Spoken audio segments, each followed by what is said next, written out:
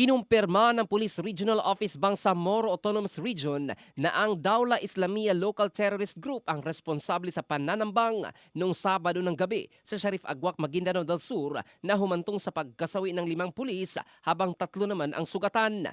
Ayon kay Captain Steffi Salanggit, tagapagsalita ng PRO BAR, maaring indikasyon ito ng paghina ng kanilang puwersa kaya nagsasagawa ng pag-atake ang Dawla Islamia upang magpakita ng kanilang presensya ang natitirang miyembro at maghasik ng takot.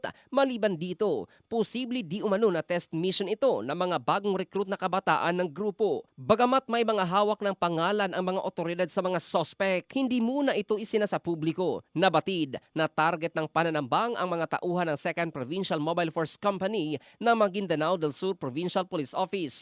Lula ng kanilang patrol car, pauwi sana ang mga pulis sa Camp Dato Aquilan matapos magsagawa ng patrol sa kabayanan ng Sharif Agwak nang bigla silang paulanan ng bala ng mga armado sa Barangay Mother Poblacion. Kinilala ang mga nasawi na sina Patrolman Kenneth Pirocho, Patrolman Alfata Marohom, Patrolman Amil Bangsa, Patrolman Arsenal CV at Patrolman Said Ridwan. Samantala, sugatan naman sina Police Lieutenant Alfred Gregory, Police Staff Sergeant Adam Cansi at Patrolman Abubakar Lauban at dinala sa Maguindanao del Sur Provincial Hospital. Samantala, nilinaw naman ng PRO BAR na hindi konektado sa Dawla Islamia Local Terrorist Group ang isa pang insidente ng pananambang sa Sagiran, Lanao del Sur na ikinasawi ng isang Police Corporal Walid Bulig Sangkopan at isang 27 anyos na lalaki na kinilala lamang na si alias JR na taga Bukidnon.